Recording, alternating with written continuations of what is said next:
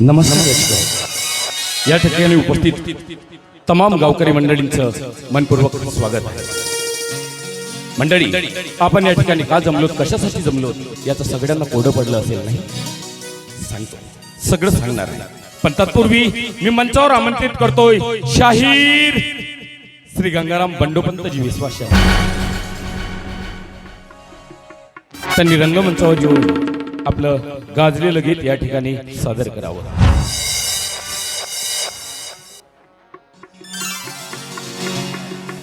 इथे जमलेल्या माझ्या समस्त रसिक मायबापांना या लोकशाहीर गंगाराम बंडोपंत विश्वासचा नमस्कार। मंडळी, आज मी तुम्हापुढे जी वाणी घेऊन आलेलो आहे ती वाणी आहे या समाजामध्ये आपल्या आई वडिलांना विसरलेल्या माझ्या लेकरांसाठी। प्रत्येक आई वडिलांचं स्वप्न असतं की त्यांचा मुलगा हा नामवंत व्हावा, कीर्तिवंत व्हावा, गुणवंत व्हावा, आणि म्हणूनच प्रत्येक आई वडील आपल्या प्रयत्नाची पराकाष्ठाही करत असतात। पण जेव्हा ही आपलीच मुलं एक एक पायरी चढत यशाचं उंच शिखर गाठतात तेव्हा पहिल्या पायरीलाच विसरून जातात। आणि म्हणून या समाजामध्ये आपल्या आई वडिलांना विसरलेल्या माझ्या लेकरांना मला सांगायचं आहे मंडळी,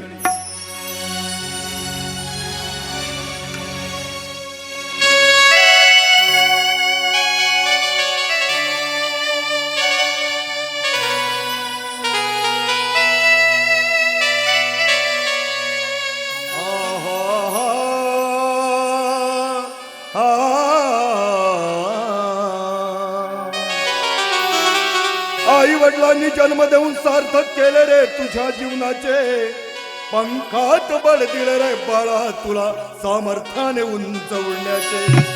विसरलास रे लेकरा तू कर्तव्य पुत्राचे, विसरलास रे लेकरा तू कर्तव्य पुत्राचे, कधी फेडणार आहेस कर्ज तू तुझ्या आईच्या दुधाचे। हा हा हा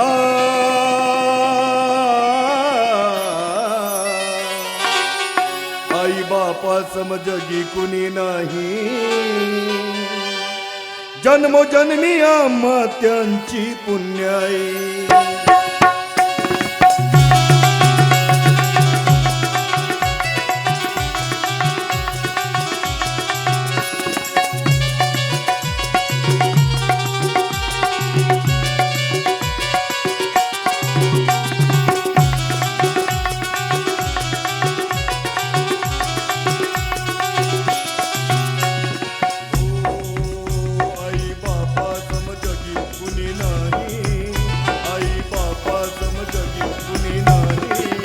जन्मोजन्मी आम्हा त्यांची पुण्याई, आई बाबा समजगी कुणी नाही, जन्मोजन्मी आम्हा त्यांची पुण्याई। दूर सारू नका, हो दूर सारू नका, दूर सारू नका माता पित्यांना, आसरा त्यांना भाविन नाही, आई बाबा समजगी कुणी नाही, जन्मोजन्मी आम्हा त्यांची पुण्याई, आई बाबा समजगी कुणी नाही।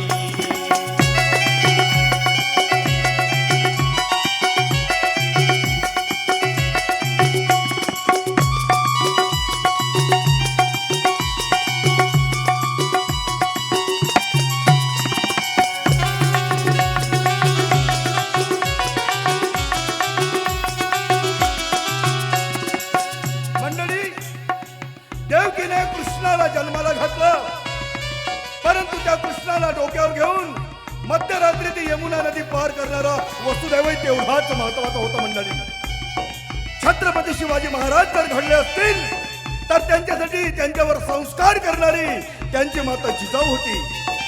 विश्वरत्न डॉक्टर बाबासाहेब आंबेडकर जर घडले असतील तर त्यांच्यासाठी अपार कष्ट उपसणारे त्यांचे आई वडील आई भीमाई आणि बाबा रामजी आंबेडकर होते। म्हणून प्रत्येक आई वडील आपल्या मुलांसाठी काही ना काही करतच असतात, पण याची जाण मात्र या मुलांना नसते। आणि म्हणून या प्रसंगी मला सांगावंसं वाटतं,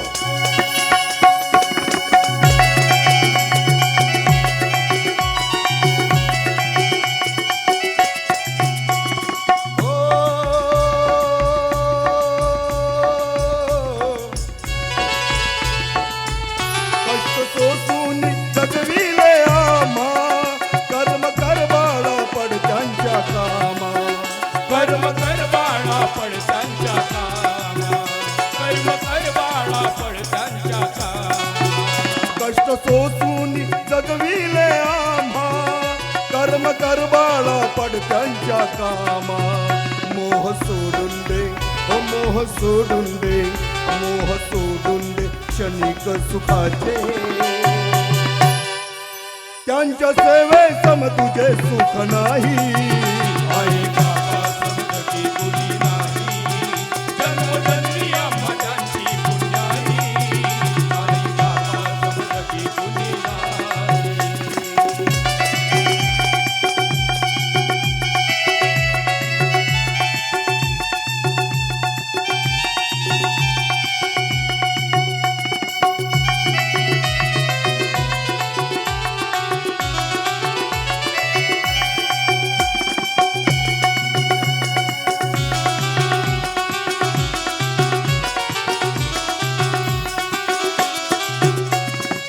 आणि म्हणून मंडळी पुत्र कसा असावा पुत्र असावा छत्रपती शिवरायांसारखा पुत्र असावा विश्वरत्न डॉक्टर बाबासाहेब आंबेडकरांसारखा शाहू फुलेंसारखा राष्ट्रसंत तुकडोजी महाराजांसारखा गाडगे बाबांसारखा पुत्र असावा पुत्र असावा व्यसनमुक्तीचे जनक ज्यांनी कित्येकांच्या दारूमुळे रसा तळाला गेलेले संसार सुखाचे केले असे माझे परमपूज्य शेषराव महाराजांसारखा पुत्र असावा आणि मुलगी कशी असावी मुलगी असावी सावित्रीबाई फुले सारखी मुलगी असावी इंदिरा गांधी सारखी मुलगी असावी मदर टेरेसा सारखी आणि मुलगी असावी आकाशात उंच झेपावणाऱ्या त्या कल्पना चावला सारखी आणि म्हणून मंडळी अनादी काळापासून एक म्हण आहे जो आई वडिलांची सेवा करी तोची मोक्षपदी स्वर्गावरी राज्य करी आणि म्हणून या प्रसंगी मला सांगावंसं वाटतं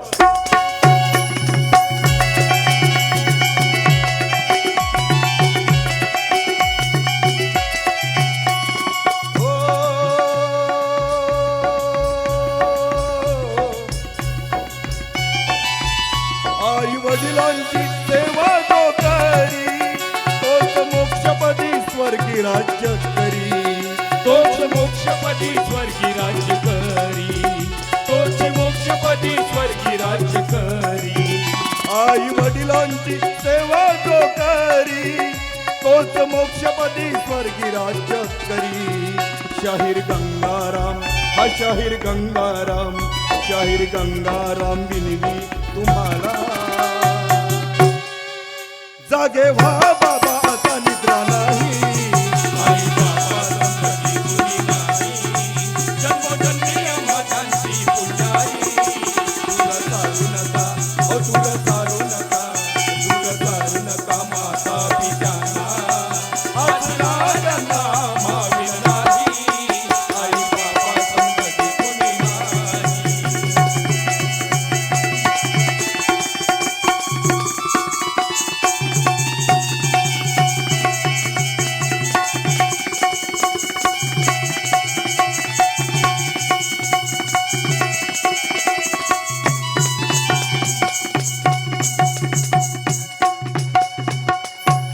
धन्यवाद शाहीर श्री गंगाराम बंडोपंतजी विश्वास आपल्या सुमधुर आणि अमृततुल्य अशा वाणीनं संपूर्ण रसिकांना मंत्रमुक्त केला रसिक हो समाज प्रबोधनासोबतच आपल्या कलेच्या माध्यमातून साऱ्या रसिकांच्या मनावर राज्य केले असे ते गंगाराम बंडोपंतजी विश्वास यांचा सत्कार या ठिकाणी आम्ही आयोजित केलेला आहे तर त्यासाठी मी मंचावर आमंत्रित करतोय आपल्या राज्याचे क्रीडा व सांस्कृतिक मंत्री नामदार सन्माननीय श्री साठे साहेब यांना त्यांनी मंचावर येऊन शाहीर श्री गंगारामजी विश्वास यांना शाल व श्रीपद देऊन त्यांचा सत्कार करावा सोबतच त्यांना स्वर्णपदक देऊन त्यांचा सन्मान करावा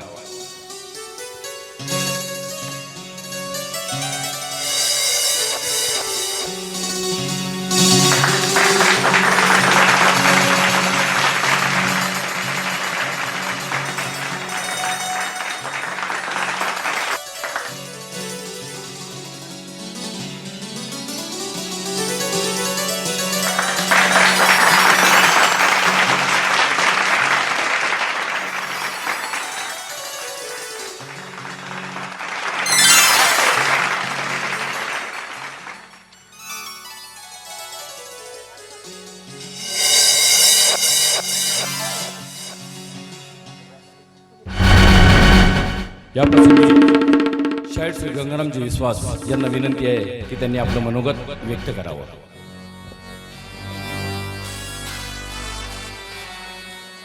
नमस्कार मंडळी. गेल्या 25 वर्षापासून मी झाडीपट्टी तमाशा फळाच्या माध्यमातून ह्या माझ्या रसिक मायबाबांची अविरत सेवा करीत आलेलो आहे. अगदी तसाच प्रवास माझ्या सोबतीने एका व्यक्तीने केलेला आहे आणि तो म्हणजे माझा मित्र, माझा सखा, माझा यार, प्रत्येक वेळी माझ्या पाठीशी खंबीरपणे उभा असलेला हा माझा गुणवंत.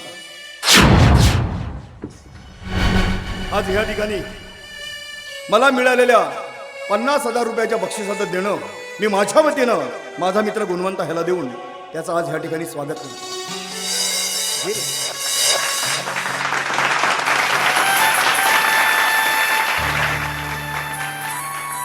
मंडळी, जग बदलत चाललेलं आहे, काळ बदलत चाललेला आहे, दिवसामागून दिवस बदलत चाललेलं, पण माणसाची नीतिमत्ता मात्र बदलायला नको. अहो, आज मी तुम्हापुढे जो उभा आहे ना, हे पुण्याही माझ्या स्वर्गीय आईवडिलांची, ज्यांनी मला जन्माला घातलं. हजारोच्या संख्येने नेहमीच माझ्या कार्यक्रमाला तुम्ही उपस्थित असता, त्याबद्दल मी तुमचा खूप खूप आभारी आहे. आणि ज्यांनी या कार्यक्रमाचं आयोजन केलं त्या आयोजक मंडळाचा देखील मी आभारी आहे. तसेच सन्माननीय मंत्री महोदय साठे साहेब यांनी तुम्हा समक्ष या ठिकाणी माझा हा सन्मान केला, त्याबद्दल मी त्यांचा देखील खूप खूप आभारी आहे. आणि आज तुम्हा समक्ष त्या परमेश्वराला प्रार्थना करतोय, विनंती करतोय की हे परमेश्वरा, माझ्या शेवटच्या श्वासापर्यंत ह्या माझ्या रसिक मायबाबांची मला सेवा करता यावी, एवढंच मला बळ दे. धन्यवाद.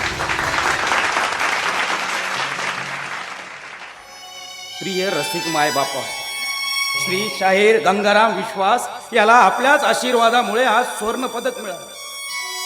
पण रसिकांनो, या पाठीमागे या माझ्या मित्राची मेहनत खूप जास्त आहे. स्वाभिमानी, कर्तब्य, दुसऱ्याच्या दुःखात नेहमी धावून जाणारा हा माझा मित्र आजच्या या दिवसाचा खरा हकदार आहे. खरंच रात्रीचा दिवस, दिवसाची रात्र करून फक्त आपल्या सेवेसाठी हा अहोरात्र झटत असतो. आणि या माझ्या मित्राने एकदा का हातामध्ये डब घेतला ना आणि कार्यक्रमाला सुरुवात केली ना, तर रात्र होईपर्यंत हा माझा मित्र कधीच थांबत नाही. खरं म्हणजे स्वतः उपाशी राहून दुसऱ्यांना घास भरवणारा हा माझा मित्र यशाचं उंच शिखर गाठो, हीच ईश्वर चरणी प्रार्थना.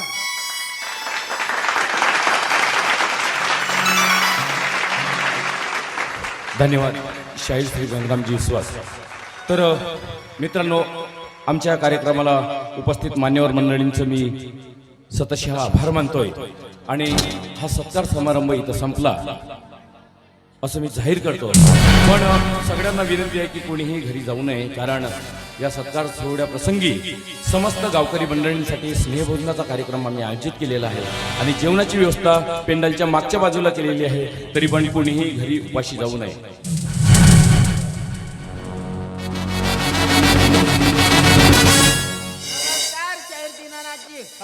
सत्कार समारंभाचा कार्यक्रम संपलाय, जेवणाची व्यवस्था केली आहे, जेवायला चला म्हटलं. तर काय मला इथं तुम्ही जेवण करायला बोलवलं? अरे शाहिराचा सत्कार लिहिता आणि एका शाहिराचा सत्कार करून कार्यक्रम बंद करता.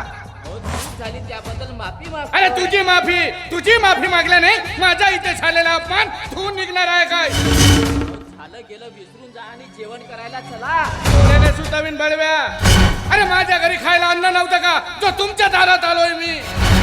बापरे, केवढा मोठा माझा अपमान झाला, केवढी मोठी माझी हजू झाली. आणि हा म्हणतोय जेवण करायला चला.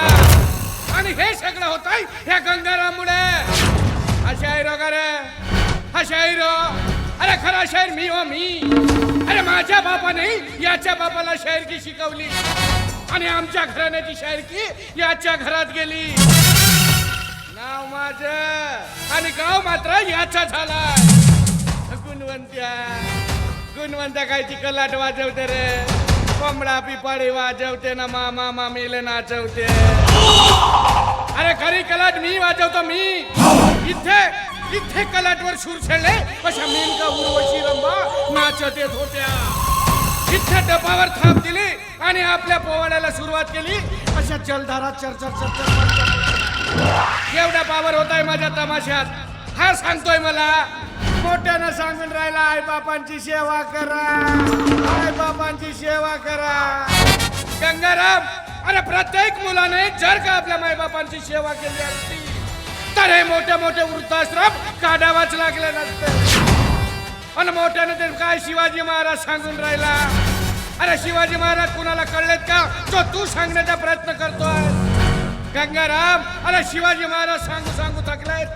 बाबडीच्या काठ्याची तलवार बनवली असती, पळसाच्या पानाची ढाल बनवली असती, आणि हा माझा मराठी माणूस एक झाला असता तर महाराष्ट्रात काय अख्ख्या भारतावर मराठी गाजवली असती. कळलं? कुणाच्या डोक्यात घुसलं तर तू घुसवण्याचा प्रयत्न करतो आहेस. आणि मोठ्याने आई बाबांच्या सेवेचा मंत्र देऊन राहिलास ना गंगाराम.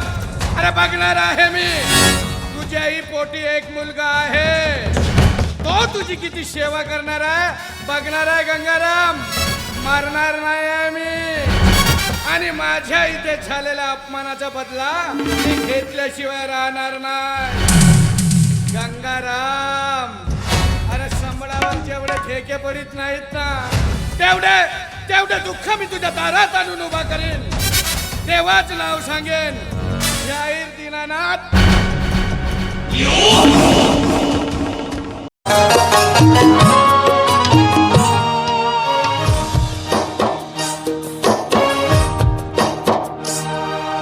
जीवनी सुख दुःख नित्य सती पाठोपाठी. जीवनी सुख दुःख नित्य सती पाठोपाठी. परी झुरती कसे एकमेकासाठी. जाता जन्माच्या गाठी, जाता जन्माच्या गाठी, जाता जन्माच्या. मी मगांपासून तुम्हाला आवाज देते पण तुमचं माझ्याकडे अजिबात लक्ष नाही. काय दिवसा ढवळ्यात स्वप्न बघायला लागलात की काय? मला वाटलंच. अहो आता त्या सत्काराला बरीच वर्ष झाली तरी अजूनही तुम्ही तेच स्वप्न बघता.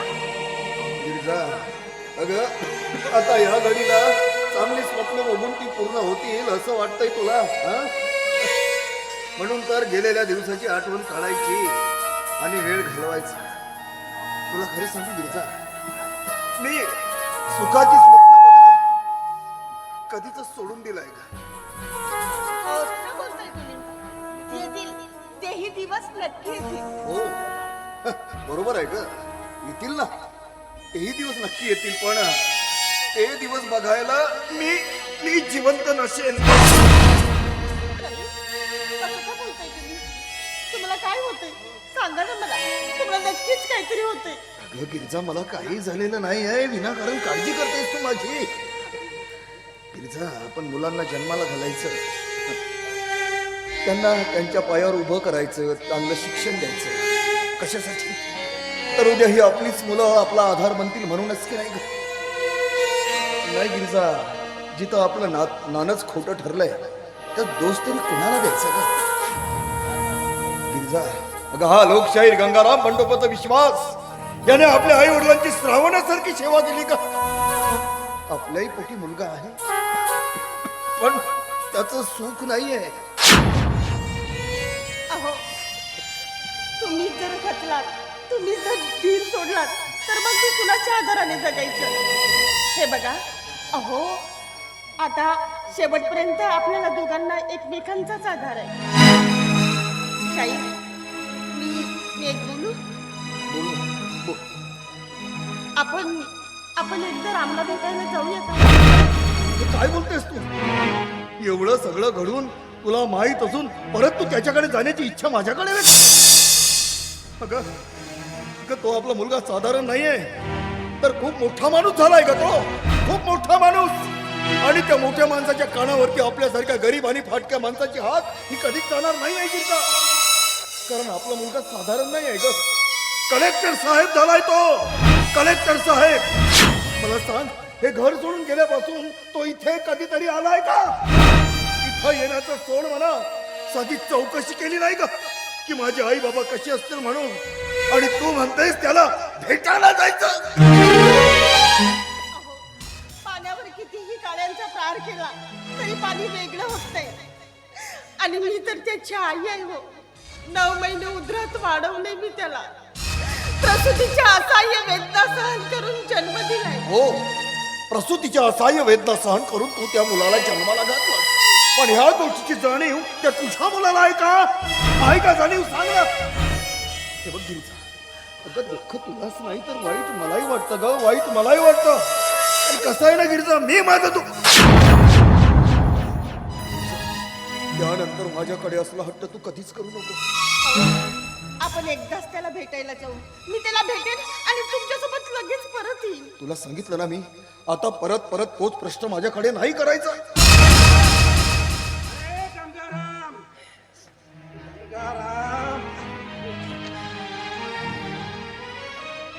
काय झालं वहिनी? काय रे, वहिनी का रडत आहे? बघा ना भाऊजी, अहो मी यांना मगांपासून म्हणते आपण एकदाच रामला भेटायला जाऊ, पण हे नाहीच म्हणत आहेत. वहिनी, मग यात त्याचं तरी कुठं चुकलं? हा, ज्यांना आपण जन्म दिला त्यांनीच आपल्याशी नाता तोडल्यावर प्रेमाची यातना करून तरी काय फायदा वहिनी? पण वहिनी, या ठिकाणी आता तुमची इच्छा मी पूर्ण करणार. काय बोलतोस तू? हे बघ रे बाबा, तिला असली खोटी आश्वासनं तू देत जाऊ नको. गंगाराम, तुला माहितीये मी माझ्या आयुष्यात कधीच खोटं बोललो नाही.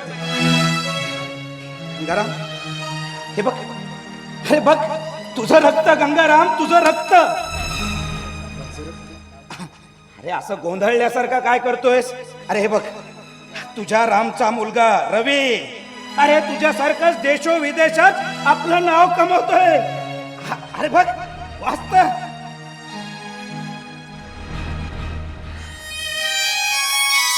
कुमार रवी राम विश्वास याने जागतिक पातळीवरती वृद्धांची सेवा करून त्यांच्या संगोपनाची जबाबदारी घेतलेली आहे. असं म्हटलं जातंय की येत्या काही दिवसातच त्याला माननीय राष्ट्रपती यांच्या हस्ते उत्कृष्ट समाजसेवक म्हणून पुरस्कार देण्यात येईल. अगं बघ, अगं आपल्या रामचा मुलगा, आपला नातू रवी, अगं आपल्यासारख्याच वृद्धांना तो आश्रय देतोय म्हणे, आणि त्याच्या या कामगिरीवरती खुश होऊन आता राष्ट्रपतीच्या हस्ते त्याला पुरस्कारही मिळणार आहे. बघितलंच गुणवंता, बघितलंच? अरे माझ्या रामचा मुलगा आहे तो, माझा नातू, शेवटी माझाच.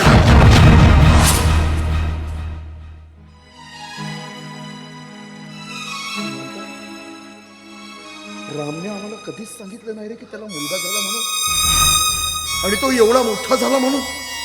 का रे बाबा, आम्ही परके होतो त्याच्यासाठी. त्याला मुलगा झाला ही बातमी त्याने आपल्या आई वडिलांना सांगावी असं त्याला नाही वाटलं. बघितलंस तू, बघितलंस? अगं एकीकडे आपला नातू आपल्यासारख्या वृद्धांना आश्रय देतोय, त्यांचं संगोपन करतोय, आणि दुसरीकडे तुझा मुलगा, त्याला मुलगा झाला ही बातमी आपल्याच आई वडिलांपासून लपवतोय, आणि तू म्हणतेस त्याला भेटायला जायचं. दिवसामागून दिवस गेले की माणूस सगळं काही विसरतो. त्यालाही असंच वाटत असेल की आपण आपल्या आई वडिलांसोबत एवढं सगळं केल्यानंतर कुठल्या तोंडाने माफी मागायची म्हणून. आपण जाऊया ना, आपल्या नातवाची भेट तरी होईल.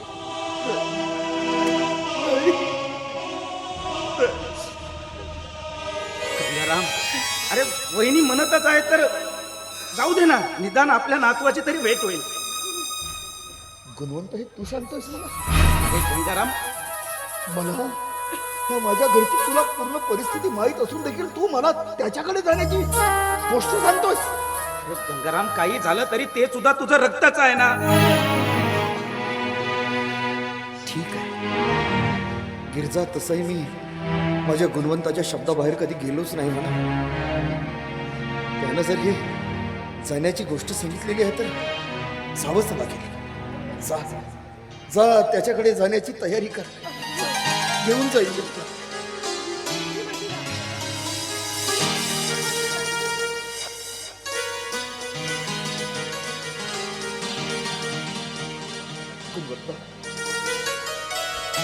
आज तू मला माझ्या नातवाची बातमी देऊन मला खरंच रे, माझ्यावरती खूप मोठी उपकार केलायस तू, आणि या तुझ्या उपकाराची परतफेड मी उभ्या आयुष्यात कधीही करू शकणार नाही.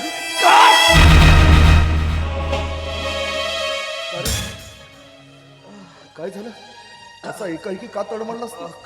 काही नाही रे गंगाराम. गुणवंता, काय झालं सांग मला. अरे मित्र आहे मी तुझा. उपकाराची परतफेड गंगाराम, उपकाराची परतफेड. म्हणतात ना, झाडाला फुलं असतात, पण त्याच झाडाला काटे सुद्धा असतात गंगाराम, काटे सुद्धा असतात. त्याच काट्यांचा तुम्हाला किती त्रास होईल ना, ते काही एक सांगता येत नाही गंगाराम. अरे पण का म्हणून? घरात कपडे धुतले नाही म्हणून, मुलाला दारूची बाटल आणली नाही म्हणून. अरे परमेश्वरा, त्या सटवाईनं जन्मतःच आमचं नशीब लिहिलं असेल, तर त्यासोबत आमचं मरणही का लिहिलं नाही रे? निदान या जातातून आमची सुटका तरी झाली असती रे परमेश्वरा, सुटका तरी झाली असती. ते काही नाही गुणवंता, तू आत्ताच्या आता माझ्या बरोबर तुझ्या घरी चाल. चल, त्या प्रकारची चांगली झडतीच घेतो. तू चाल. नाही गंगाराम, अरे तो तुला काही म्हणेल, आणि एक वेळा माझा अपमान झालेला मला सहन होईल, पण माझ्या मित्राचा कोणी अपमान केलेला ते मला कदापि सहन होणार. असं काही होणार नाही. तू चल तर खरं. माझं ऐकतोय तुझा प्रकाश, ऐकतोय माझं. तुला सांगितलं होती ना की माझ्यासाठी दारूची बाटली आणायची म्हणून. हा? हा? शेवटी मला जाऊन स्वतः दारूची बाटली आणावं लागली, आणि साला तू इथं हा एवढा मार खाऊन सुद्धा. काय करतोय रे तू? हा, काय करतोय? अरे जन्मदाता बाप आहे तुझा तो. कितीतरी हाल अपेक्षा सहन करून या माणसाने तुला वाढवलं, आणि त्याने तुझ्यावर केलेल्या उपकाराची तू अशा पद्धतीने परतफेड करतोय. अरे मुलांनी आई वडिलांचा आधार असायला हवा रे, आधार. आणि तो गंगाराम काका कसं आहे ना, दुसऱ्याच्या डोळ्यातील कुसळ दिसत, पण स्वतःच्या डोळ्यातील मुसळ दिसत नाही, अशी कथ आहे. हो काका, हा? नाही म्हणजे तू एवढे प्रवचनाचे धडे मला शिकवतोय, मग तुझा पोरगा तरी तुझ्यासोबत नीतीनं वागतो का? वागतो का? नाही. माणसानं प्रवचन सांगावं, पण कधी आपली बाजू वरचढ असेल तेव्हा. हो काका, तुला सांगून ठेवतोय, या गुणवंत्यानं मला जन्म देऊन पुण्याचं काम केलं नाही, पापच केलंय. डोईजण काका, डोईजण हा म्हणजे. अरे खूप बोललास रे तू, खूप बोललास.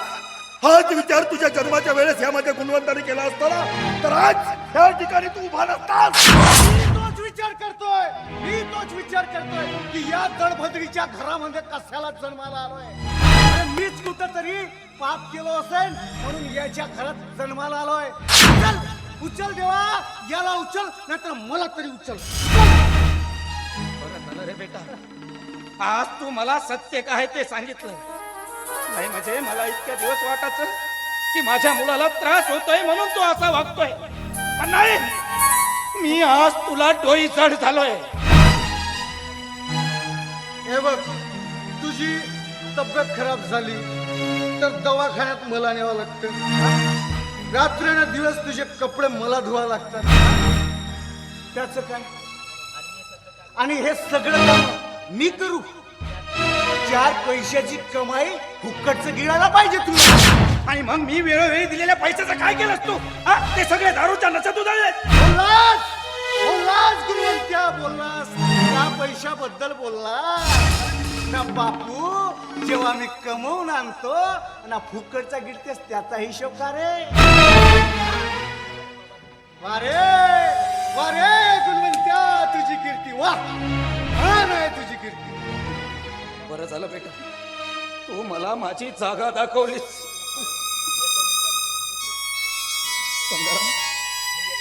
मित्रा, स्वतःची काळजी घे.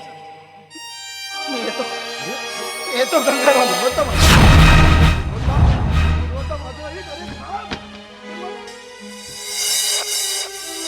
अरे पोरा, हे चांगलं केलं नाहीस तू. खऱ्या अर्थानं त्या बापाला तुझ्या आधाराची गरज आहे रे, आणि तू ह्या वयात त्याला रडवतोयस. त्याचा काही उपयोग नाही काका. जिवंत राहून काही उपयोग नाही. फुक्कटचं गिळायला पाहिजे त्याला फक्त. मरू दे त्याला, मरू दे. जाऊ दे. हो काका, तो जर मरत नसेल ना तर त्याला एखादा दगड बांध आणि विहिरीत नेऊन फेकून दे. अरे कुठे निघाला शिटका खाई? अरे थांब रे. अरे गुणवंता भाऊ, अरे थांब. अरे धावा रे धावा. हा गुणवंता भाऊ विहिरीकडे धावा सुटलाय. अरे कुणीतरी अडवा रे त्याला. सुभाष. ओ काका, ओ थांबा, तिकडे जाऊ नका, विहिरीकडे थांबा. जीव देईल तर रे. अरे मरू दे काका, तो डोई जड आहे माझी. मरू दे. काय उपयोग नाही. अरे गुणवंता थांब. अरे सुभाष, सुभाष तू त्याला पकडून ठेवलं. मी येतोय. गुणवंता काय करायला निघाला तू? चालू माझ्या बरोबर. नाही नाही, मला दे, मला नाही जगायचं. नाही जगायचं. मी तुला असं नाही करू देणार. तू चाल माझ्या बरोबर.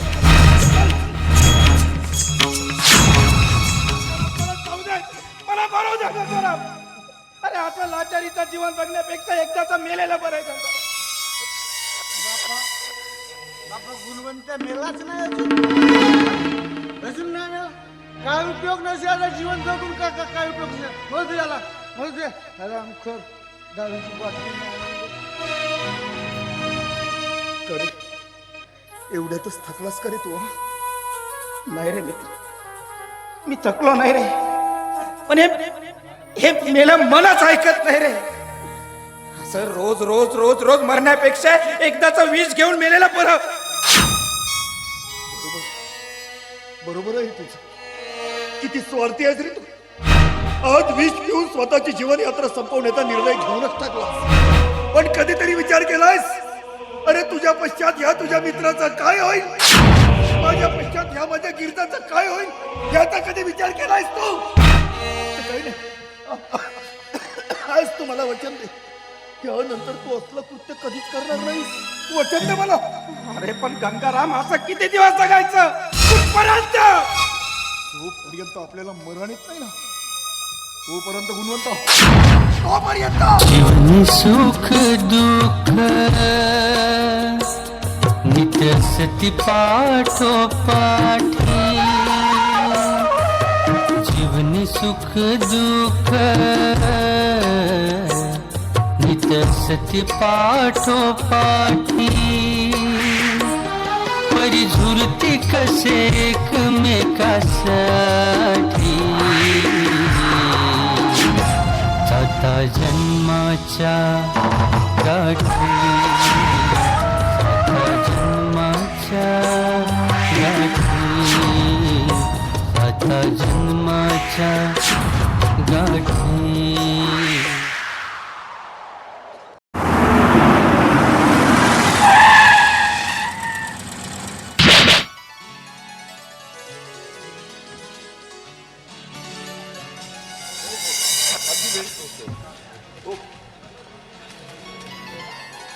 ताई, अगं किती कामं करतेस तू? सकाळी उठल्यापासून सारखी काम काम आणि काम. नुसती कामं करीत असतेस. तुला त्रास नाही येत का ग?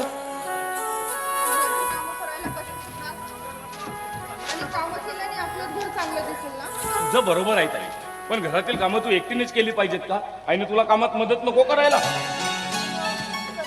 ते काही नाही ताई, मी तुला सांगितलं ना, आजपासून तू घरातील कामं अजिबात करायची नाही. अगं हे दिवस तुझे हसायचे फुलायचे दिवस. आणि बघ ना काय अवस्था झाली आहे तुझी कामं करून करून. हा ताई, आता बस झालीत ना कामं. आता जरा निवांत बस. आणि हो, एकदा हस बघू. अगं हस ना. बघ आता कशी अगदी फुलल्या फुलल्यासारखी दिसतेस. आता नेहमी असंच हसत खेळत राहायचं. कळलं तुला? दिवस तुझे हे भुलायचे. दिवस तुझे हे भुलायचे. झोपाड्या वाचून झुलायचे. झोपाड्या वाचून झुलायचे. दिवस तुझे भुलायचे. दिवस तुझे भुलायचे. झोपाड्या वाचून झुलायचे. झोपाड्या वाचून झुलायचे.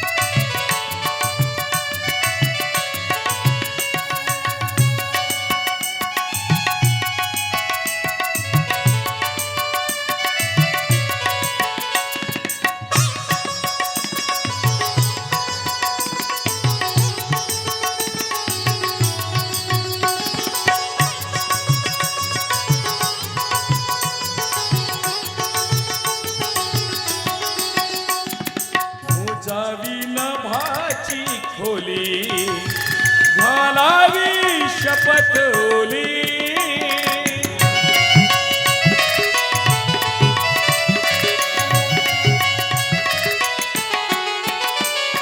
मोजावी नभाची खोली घालावी शपथ ओली श्वासात चांदणे भरायचे श्वासात चांदणे भरायचे झोपाळ्या वाचून झुलायचे झोपाळ्या वाचून झुलायचे दिवस तुझे फुलायचे दिवस तुझे फुलायचे झोपाळ्या वाचून झुलायचे झोपाळ्या वाचून झुलायचे झोपाळ्या वाचून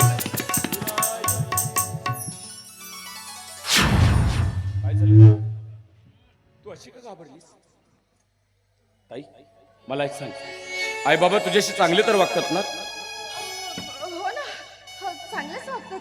अरे मी जरी कामं करीत असले ना तरी आई पटकन येऊन माझ्या हातातील कामे स्वतः करायला येते. हा. अरे, मला ह्या घरामध्ये इतके सुख आहेत की मला असं कधी वाटलंच नाही की मी ह्या घरची सावत्र मुलगी आहे. काय म्हणालीस ताई सावत्र मी तुझ्याशी कधी सावत्रपणे वागलो का ग मी माझी सावत्र बहीण म्हणून तुला कधी हिणवलाय मी नाही ना?